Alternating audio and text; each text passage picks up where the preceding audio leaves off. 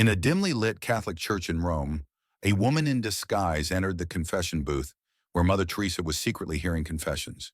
When she revealed her true identity and began confessing her darkest royal secrets, even the saint was left speechless. Subscribe for more untold stories about Princess Diana's secret spiritual journey and comment below what you think Diana confessed. November 15th, 1996. Princess Diana sat alone in her Kensington Palace apartment, staring at a plane ticket she had purchased under a false name, the ticket to Rome. For weeks, she had been consumed by a spiritual crisis that no amount of royal privilege could heal. The divorce from Charles had been finalized 3 months earlier, and despite her public appearances of strength and independence, privately Diana was drowning in guilt, shame, and an overwhelming need for spiritual cleansing. Diana had grown up Anglican, but the rigid formalities of the Church of England felt cold and distant to her troubled soul. She craved something deeper, more authentic, something that could offer her the kind of unconditional forgiveness she desperately needed. That's when she remembered reading about Mother Teresa's quiet work in Rome, where the famous nun occasionally served at a small church in the Trastevere district, hearing confessions for those who sought her guidance. Diana had met Mother Teresa twice before at charity events. Both times, she had been struck by the tiny woman's profound spiritual presence and her ability to see straight into people's souls. If anyone could help her find peace, Diana thought, it would be Mother Teresa. The plan was simple but dangerous. Diana would fly to Rome using her false passport, something she had done before when she needed to escape royal scrutiny. She would disguise herself as an ordinary woman seeking confession, enter the booth, and pour out her heart to the saint. What could go wrong? But Diana had no idea who was behind the confession screen that cold November evening. Diana spent hours preparing for her secret mission. She dyed her famous blonde hair a mousy brown and cut it shorter than it had been since her teenage years. She wore glasses with plain lenses, a simple black dress that she had purchased from a chain store, and a dark headscarf that covered most of her face. Looking in the mirror, she barely recognized herself. Perfect. The flight to Rome was uneventful. Diana traveled under the name Sarah Spencer, a combination of her real first name and her maiden surname. She had perfected the art of hiding in plain sight, and none of the passengers or crew recognized the woman in seat 14C as the most photographed woman in the world. Diana arrived at the small church of San Bartolomeo alle Sola just as evening mass was ending. The church was nearly empty, with only a handful of elderly Italian women finishing their prayers. Diana had done her research. She knew that Mother Teresa often heard confessions here on Thursday evenings, though this was never publicly announced. It was a private arrangement with the local priest, who was honored to have the Nobel Peace Prize winner serve his small congregation. As Diana approached the confession booth, her heart was pounding so hard she was sure everyone in the church could hear it. She had rehearsed what she would say, but now that the moment had arrived, her carefully planned words seemed inadequate. How do you confess a lifetime of royal secrets to a saint? The confession booth was old and worn, its wood dark with age. Diana slipped inside the narrow space and knelt on the hard wooden kneeler. Through the latticed screen, she could see only the shadowy outline of the figure on the other side. A gentle voice spoke in accented English. "How may I help you, my child?" Diana's breath caught in her throat. That voice! She recognized it. It was Mother Teresa. When Diana spoke her first words, something in her voice made the saint pause. Diana's hands were trembling as she began to speak. "Forgive me, Father, for I have sinned." The words felt strange in her mouth. She had never made a formal confession before, and the Catholic ritual was unfamiliar to her Anglican upbringing. "It has been—" Diana paused, realizing she didn't know how to answer. How long had it been since her last confession? She had never made one. "It has been my entire life since my last confession." There was a gentle chuckle from the other side of the screen. "Then we have much to talk about. What burdens your heart, my child?" Diana took a deep breath. This was it, the moment she would either find the peace she desperately sought or be rejected by the one person she believed could help her. "My name is not what I told the priest outside. My name is—" Diana pulled off her headscarf and removed her glasses. Even in the dim light of the confession booth, she knew her face was unmistakable. "My name is Diana Frances Spencer. but most people know me as Princess Diana." The silence that followed seemed to last forever. Diana could hear her own heartbeat in the quiet church. Had she made a terrible mistake? Would Mother Teresa refuse to help her? Would she report this breach of protocol to church authorities? Finally, Mother Teresa's voice came through the screen, softer now, filled with compassion. "Oh, my dear child, I wondered when you would come to me." Diana was stunned. You, you knew?" "I have been praying for you for months," Mother Teresa replied. "I could see the pain in your eyes when we met in Washington last year. I knew that behind your beautiful smile was a soul crying out for healing." Tears began streaming down Diana's face. "I don't know where to begin. I've done so many things wrong. I've hurt so many people. I've lied. I've betrayed trusts. "Stop," Mother Teresa said gently. "In this sacred space, you are not a princess. You are not a public figure. You are simply Diana, a daughter of God who needs love and forgiveness. Tell me what truly burdens your heart." And so Diana began to confess. Not the polite, careful confessions that royal protocol might have demanded, but the raw, honest truth about her life behind palace walls. What Diana confessed next broke every royal rule. "The marriage," Diana whispered, her voice barely audible. "My marriage to Charles was a lie from the very beginning. I knew about Camilla before we were even engaged, but I convinced myself I could make him love me. I was so young, so naive. I thought I could compete with a ghost." Mother Teresa listened without judgment as Diana poured out the truth about her fairy tale wedding that had captivated the world. Everyone believed it was the wedding of the century, the romance of our age. But I was already sharing my husband with another woman. On our honeymoon, he wore cufflinks with intertwined C's, Charles and Camilla. I cried every night, but I had to smile for the cameras during the day. Diana's voice grew stronger as years of suppressed pain finally found voice. "I tried so hard to be the perfect royal wife. I produced the heirs they wanted. I supported Charles at every public engagement. I learned to curtsy and speak properly and wear the right clothes. But nothing I did was ever enough." "Tell me about the loneliness," Mother Teresa prompted gently. "The loneliness was unbearable," Diana admitted. "Imagine being surrounded by people every moment of the day, having your every movement watched and recorded, but having no one, not one single person, who truly knows you or loves you for who you really are. I was the most famous woman in the world, but I felt completely invisible." Diana confessed how she had turned to food for comfort, developing bulimia that would plague her for years. She spoke about the crushing weight of public expectations, the constant criticism from the royal establishment, and her growing desperation for authentic human connection. "I made mistakes," Diana continued. "I had affairs. I know that was wrong, but I was so starved for affection, for someone to tell me I was worthy of love. James Hewitt, Oliver Hoare. I'm not proud of it, but I needed to feel like a woman, not just a breeding machine for the monarchy." Mother Teresa's voice remained gentle and non-judgmental. "You were seeking love in the wrong places because you had been denied it in the right place." "But that's not the worst of it," Diana said, her voice dropping to a whisper. But Diana's darkest confession was still coming. Diana's hands were shaking as she approached the confession that had been eating away at her soul. "My boys, William and Harry, I've failed them as a mother." "How have you failed them?" Mother Teresa asked softly. "I've used them," Diana said, the words coming out in a rush of shame. "When Charles and I separated, I was so angry, so hurt, that I used my children as weapons. I told them things about their father that no child should ever know. I made William feel like he had to choose sides. I turned him into my confidant, my emotional support, when I should have been his." Diana's sobs echoed in the small confession booth. "William was only 12 years old when I told him about his father's affair with Camilla. 12 years old. I looked into his beautiful blue eyes, the eyes he inherited from me, and I destroyed his innocence because I was so desperate for someone to understand my pain." "And what did he say to you?" Mother Teresa asked. "He held my hand and said, 'I will look after you, Mummy.' God help me, I let him. I let my little boy become the man in my life because his father had abandoned us both.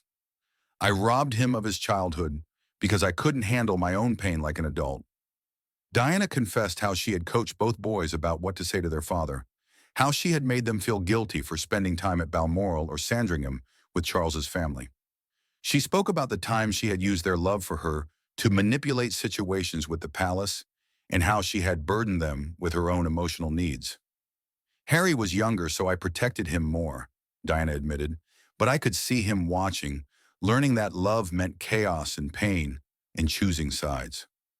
What kind of example have I set for them about marriage, about trust, about how people who love each other should treat one another? You have also shown them compassion, charity, and strength, Mother Teresa replied. I have seen the work you do with the homeless, with AIDS patients, with children in need. Your sons see that too. But what good is my public charity if I can't even love my own family properly? Diana asked. I've been so focused on getting the world to love me that I've forgotten how to love the people who matter most. Mother Teresa was quiet for a long moment before responding. Mother Teresa's next words would change Diana forever. My dear child, Mother Teresa said, her voice filled with infinite compassion, do you know what I see when I look at you? Diana waited, afraid to hope for absolution, but desperately needing it.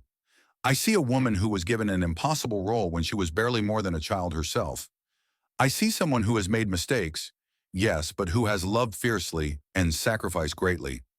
I see a mother who has carried burdens that would have crushed many people, and who is still standing, still fighting, still trying to do better.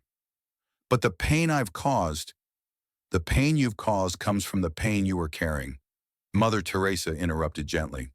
Hurt people, my child, but healed people heal people. You have the power to break the cycle. Mother Teresa continued, your boys love you, not because you are perfect, but because you are real. In a family where everyone else wears masks and follows scripts, you have shown them authentic emotion.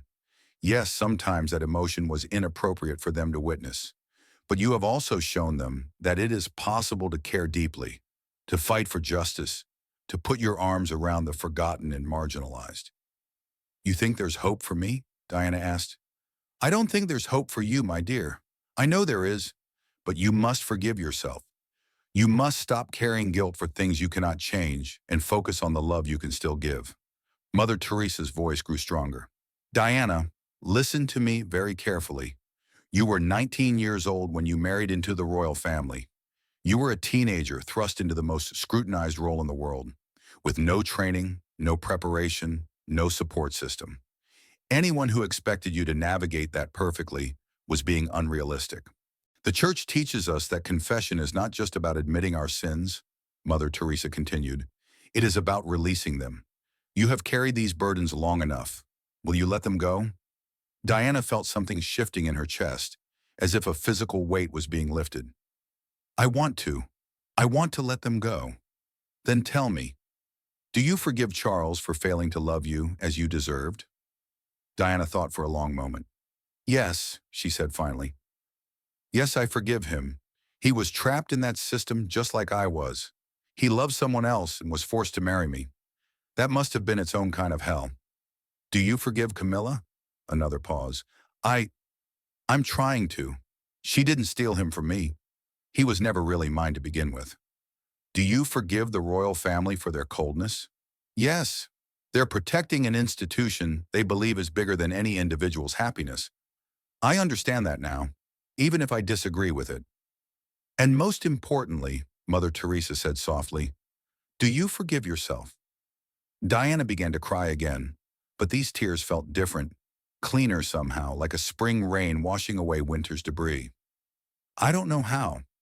You start by accepting God's forgiveness, and then you live each day trying to do better than the day before. You use your pain to help others heal. You love your sons not as your saviors or your confidants, but as the precious children they are. You stop punishing yourself for being human. The two women sat in silence for several minutes, the weight of years of guilt and shame finally beginning to lift from Diana's shoulders.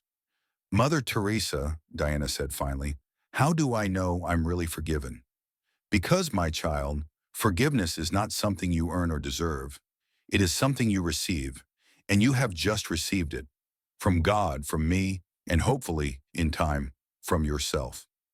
As their time in the confession booth came to an end, Mother Teresa offered Diana a final blessing that would haunt the princess for the remaining months of her life. "Diana," the saint said, "I want you to know that your suffering has not been meaningless. God has been preparing you for something important. Your pain has given you empathy. Your struggles have given you strength.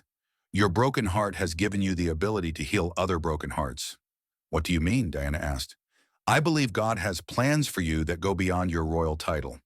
You have a gift for connecting with people in pain, the sick, the lonely, the forgotten. I see great work ahead of you, important work that will help heal many wounds."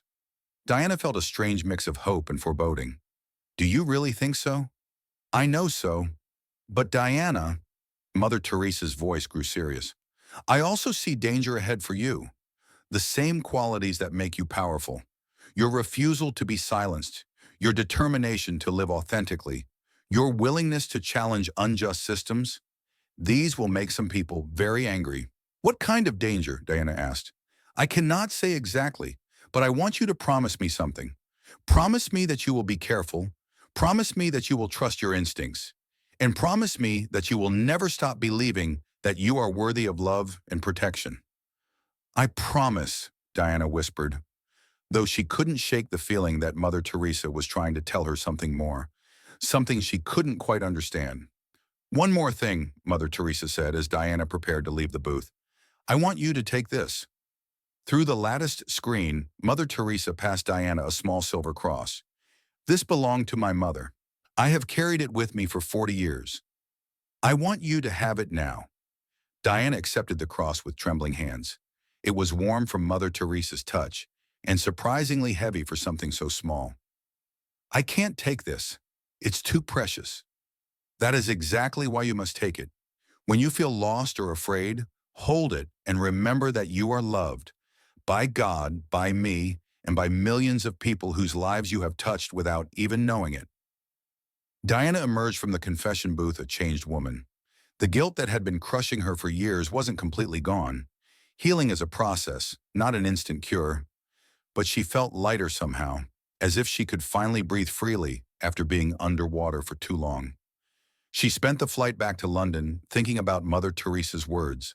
The saint had seen something in Diana that she had never seen in herself, the potential for her pain to become a source of healing for others. Over the next months, this insight would transform Diana's approach to her humanitarian work. Diana began approaching her charity work with a new sense of purpose. She wasn't just fulfilling royal obligations or seeking positive media coverage. She was living out her calling to help heal the broken. Her famous visit to the landmine fields of Angola, her continued work with AIDS patients, her advocacy for the homeless, all of it took on deeper meaning after that night in Rome. Diana also began the difficult process of rebuilding her relationship with her sons. She stopped using them as confidants and started letting them be children again.